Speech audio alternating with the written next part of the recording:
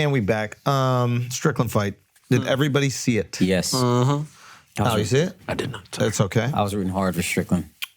Yo, it's interesting because I didn't know that he got cut on the eyelid like that. Got a pretty gnarly cut on his eyelid. Yeah. It's really tough. It's like sliced open the eyelid. Yeah. Not above, like actually here, I think. He's saying from a headbutt. So he's like, he couldn't see out of that eye for the whole fight or for every round that happened after that. And then, but then again, Dricus had his eye swollen by the second, so he also couldn't really see. Yeah. I had Dricus winning the fight. Like, I mean, pretty convincingly. Like, to me, if Strickland won, I would have called it a bad decision. Strickland stopped throwing from the second to the fourth. The fifth, he started to let it go a little bit towards the end. But what is interesting, and maybe he was really affected by the eye, but what's interesting is that, like, you know, Strickland's usually the guy like, let's get in there, let's bang, come on, be a man. Dricus stood him up, swung on him. Shot a bunch, but also he just wanted it more. Like, Sean wasn't putting himself in compromising situations. And to me, he looked a little trigger shy. He was jabbing the guy, but Dricus was like, I'm gonna walk through the jab. I'm gonna let you hit me with the jab, and then I'm gonna keep coming forward, I'm gonna swing. And he was like, he made the fight. Yeah. And he outmanned him, bro. Like, I'll be honest with you. He was like, I'm tougher than you, and I will prove it, and he was. He's just the tougher guy. He wanted it more, and he got it. And are you able to pull up some highlights? He just, I definitely thought Strickland won the first, and I thought Duplessis won the third and fourth. Yeah. The fifth, I had Strickland. Second, I don't really remember who I had winning that. I think I had Strickland, but maybe it was Duplessis. But that's the round. Yeah, it was closer. So who won? Yeah. Duplessis won. won. Oh, okay. Yeah. And is that contention? Not is at all. upset? Oh, everybody agrees. Yeah. Oh, okay. But there was a round or two that's close, but nobody was like, I can't believe. Yeah, it wasn't like a robbery. Yeah. Mouse had Strickland winning clearly when we were watching together, Mouse Jones. But yeah, I don't know. He definitely landed more significant strikes, but that 2-year point might just be him eating the jab. But I think, maybe just because I was rooting for him because I find Strickland so funny, but I had Strickland winning. Yeah. But that's the white African dude, right? Yeah. Oh, okay. Yeah. And he's a really interesting fighter, the white African guy. He's so unconventional in the way he throws punches. Yeah.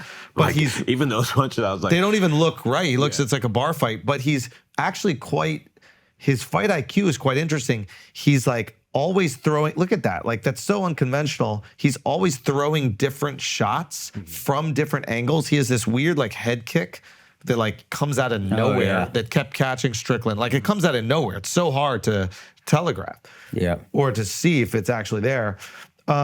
He just outmanned him, dude. Like, he just out-toughed him. Strickland is this great boxer. He has great jab. Really can stand right in front of you. But Duplessis was like, I'm going to also stand right in front of you, and I'm going to walk through whatever punches. And Strickland doesn't have concussive power. And once Duplessis was like, I'll let you pepper me, but I'm going to walk through it. Mm-hmm. What do? Yeah. You either got to keep peppering or you fold. And it looked for a few rounds, and maybe he was affected by the head, but it looked like he was like, he's just surviving in there. Now, the fifth round, Strickland came out, he fucking toughed it out. It was beautiful. It was like, he started throwing these like big haymakers, and he would just bit down on the mouth guard. He's like, I'm gonna make this a war. Did you hear what his trainer said to him in the corner? It was like, this is fighting for that little kid. Yeah, you're fighting for that little kid. You know, Strickland grew up in like a super abusive household. He's like, you're fighting for him right now. It was a fucking moving thing. And then Strickland came out swinging. But yeah, it was like an awesome thing. I think it was just a little too late type of thing. Yeah. Strickland didn't even look upset at the decision. Like, he's now flexed that he's upset at it online. Yeah. But hasn't really said it was bad. He was like, if you didn't give me that headbutt, he's like, I could have complained about the headbutt and then it would have ended in a no contest, but the people deserve a fight, which is dope. Like, if that's why you didn't complain about the headbutt causing the cut, which would have stopped the fight if he actually couldn't see. Like, the fact he's like, no, I just want to fight through it for the fans. That's awesome. I also liked his last post, which was like, he posted the significant strikes numbers, and his are higher in every round. He goes, okay, this is the last time I'm complaining. I'm done now. Yeah. So it's just like, I need to get that out. It's over now. Let's move on. Next fight. But yeah, in the moment, he's actually very cool too. When Plessis won, first thing he did was Yeah, it was like he handled it like a gentleman. Do you think it was just the stakes of the situation? Like Strickland had everything to lose, Duplessis had nothing to lose, and so if they're both ready to bang, like it's every fight I've seen Strickland up until this one, he's walking the person down. He's like the agitator. Duplessis walked his ass down. And yeah, and to his credit, like I think he was like, I believe I can beat him, and I have everything to gain and nothing to lose. Like if I lose, I'd get another shot in a couple months and like just keep it moving. So like, let me just bang as hard as I can right now. Whereas Strickland's like, okay, let me keep this. Prevent defense. But that's the thing. What makes, the difference, what makes champions great is their ability to like lock in and execute knowing that they have everything to lose. Yeah. And that's a hard thing to do. Really hard to put it on the line when it's Every when single you have the time. belt. So I don't know. I don't know if I attribute it to like toughness. I would just attribute it to like the stakes of the situation. Mental toughness. Yeah. But the physical toughness of going, like Strickland made a decision. I'm not going to put myself in that compromising situations. Like he could have put himself in more compromising situations to land bigger shots and potentially hurt the guy more. But he chose not to. Whereas Duplessis said, I'm going to put myself in incredibly compromising situations, constantly get peppered with this jab, constantly get counterpunched, but I'm going to keep coming forward. And when I land, he's going to feel that shit. And he landed the bigger shots. Like, yeah, the numbers were off, but, Strickland is landing that great jab, but that great jab is not stopping anybody. Yeah. It's going to dictate tempo and pace, but in this case, it didn't even do that. So is the strike that significant if it's not dictating the distance, it's not dictating the tempo, and it's not dictating the pace?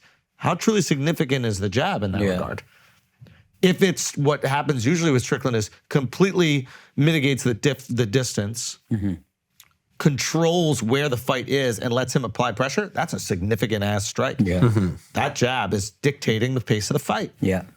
But it doesn't always have to dictate if the jab is landing. That's still points. Oh, you're right. So it's like, absolutely. 100%. If he's just landing that at will, then... And if this was like Olympic boxing where like it literally is a point system, he wins. But in like real fighting or professional fighting, you count the punches that are heavier or the kicks that are heavier that land more than a jab that's lighter or a right hand that's lighter. And I think that's just kind of how judges digest a fight. They're just like, ooh, that was a bomb that landed. That round's kind of going in this direction. I think. Also, guys, don't forget about Prize Picks. Hurry up and sign up. NFL playoffs is the best time of the year. This is what you got to do. I'm giving you my sing locks. First of all, this is a 4-player thing. So it's a 4-player pick. So if you hit, you can make some cash off of Prize Picks. First of all, Isaiah Pacheco will get more than 63.5 rushing yards. Patrick Mahomes will get more than 248.5 passing yards. Travis Kelce, I love you. I love what you're doing with Taylor Swift, but I think you're going to get less than 65 receiving yards. And Lamar Jackson, MVP, I think you're going to get more than 212 passing yards. And sign up for prizepicks.com. Use that promo code Schulz. They will match your initial deposit up to $100. So you put in $100, you get $100 for free. Now, let's get back to this exclusive Patreon clip. If you want the full episode, go to patreon.com/flagrant. Come join the asshole army. It's the most fun community on the earth. Just come hang with the boys one extra time per week. Now let's get back to it. Do you think Strickland thought he won the first 2 rounds? I think he thought he won the first. I think the second was up there. His corner knew he wasn't winning. Like when your corner starts going, I need this round. Hey, buddy, I need this. It's close. Whenever they're like, it's close, they're losing. Right. Because if you're up and it's close, they don't tell you. Rather say, stay in the pocket, keep pepping. Keep it up. You're killing it. Great job. Keep up the good work.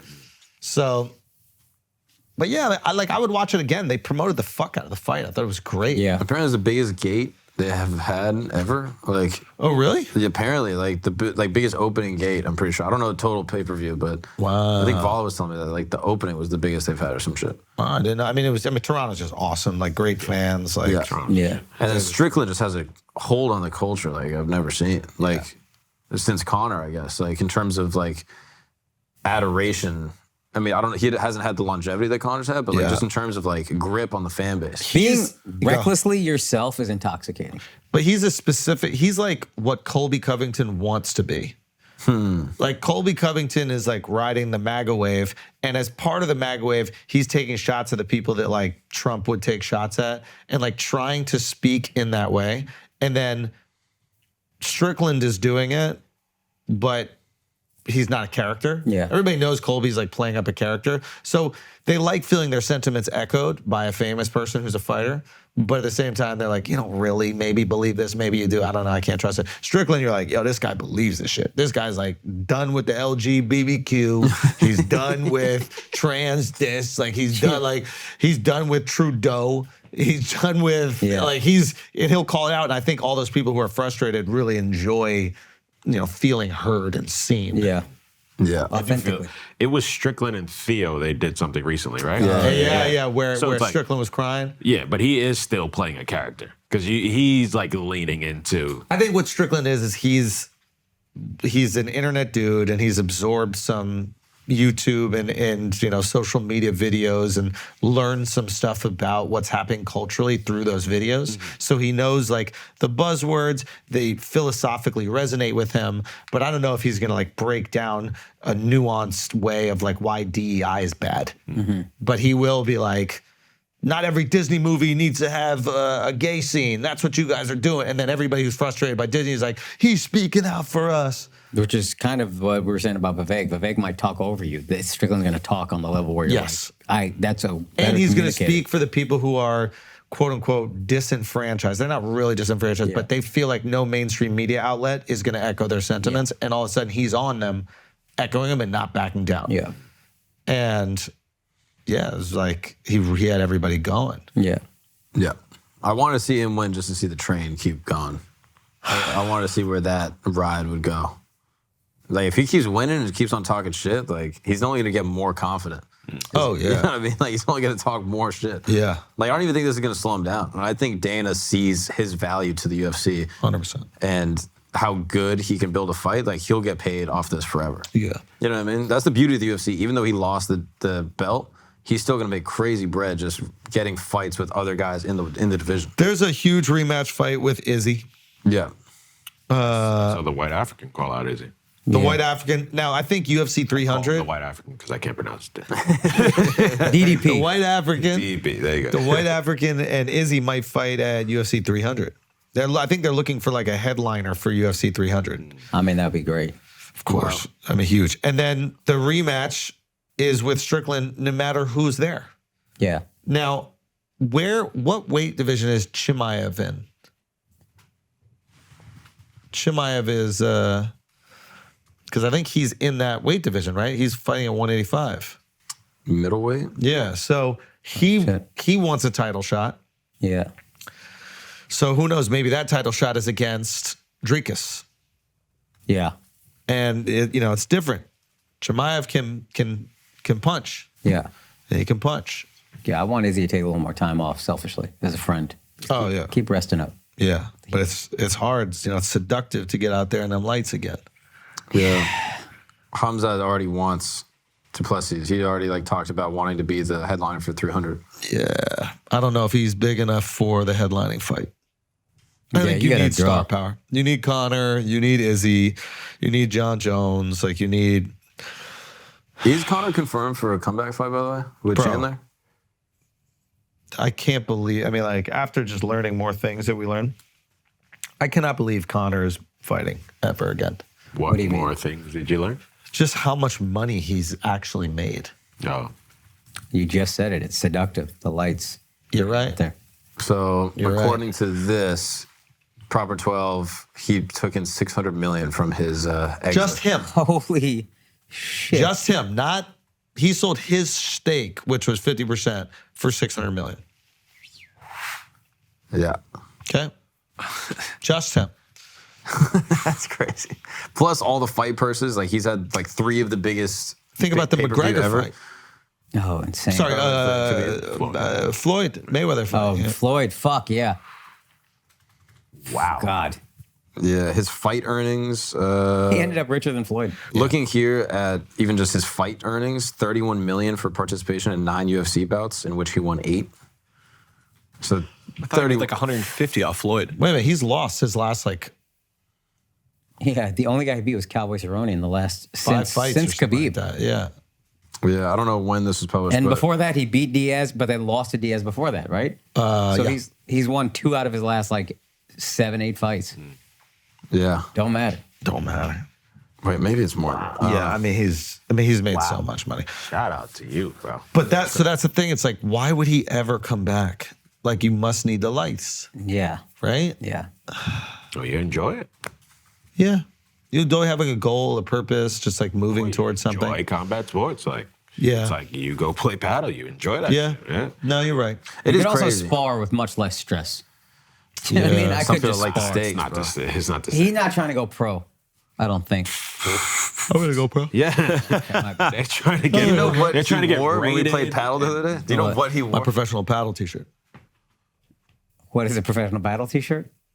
I mean, it's a Team USA professional paddle T-shirt. And I was Worn like, by the United States team for paddle. and I looked at him. I was like, "There's no fucking way you're wearing that, dumbass." And then behind him, Jason unzips his jacket, matching jersey. Yeah, because we're a team.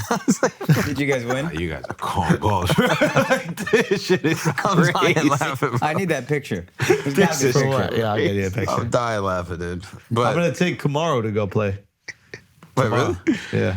Has he ever played before? No, but he's in town. Oh, that's me fire. So he's like, because he plays pickle, and he's like, yo, I want to play. Let's Oh, pull up. pickles! I heard you can get injured playing pickle. I know a guy tore his Joey Avery, and he's like an athletic kid. Nah, but he be tearing everything. Yeah. Like he stays fucking his ankles up Apparently, and shit. Pickle has like a huge injury issue. Yeah, because everybody's 90. Yeah.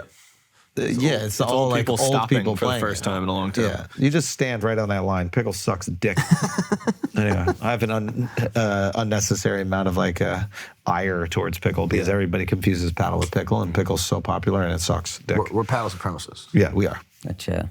Got you. Do you want to say the name of the paddle brand? Yeah, paddle files or paddlephilia.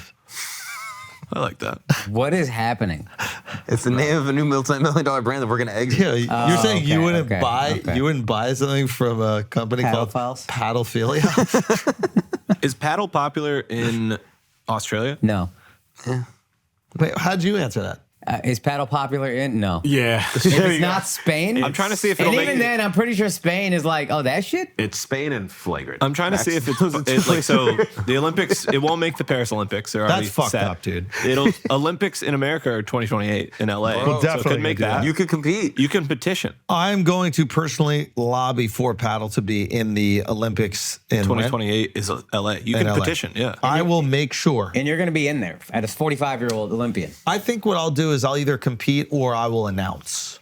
Ooh, that's Okay. fun. Yeah, Yeah, I'll announcing, announce for the yeah. Spanish broadcast. Okay. Oh. Yeah, I like that. And there Yeah. probably aren't any Spanish speakers who know more about paddle than you. I wouldn't think so. No not on chance. my level, not my obsession, not my proximity to the game. The passion you got. The You got passion is there. Yeah, I mean, like, He told me yesterday before the pod, he goes, this is unlike anything I've ever experienced.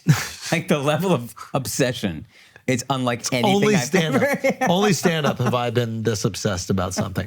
Wow. It's kind of crazy. He's right? going to go pro. And That's I what that fucking means. He's going to go sucked pro. today, man. If you go pro, then I'll respect it. Hey, you know what? We bombed at some open mics. Can I be honest with you guys? I don't think I'm going pro, man. No, Whoa, don't I say that. I can't respect. After Come on, today, dude. man, I Don't was say so that. bad today. Weren't Don't there say that, nights bro. where you're like, maybe I won't make it as a comedian? No.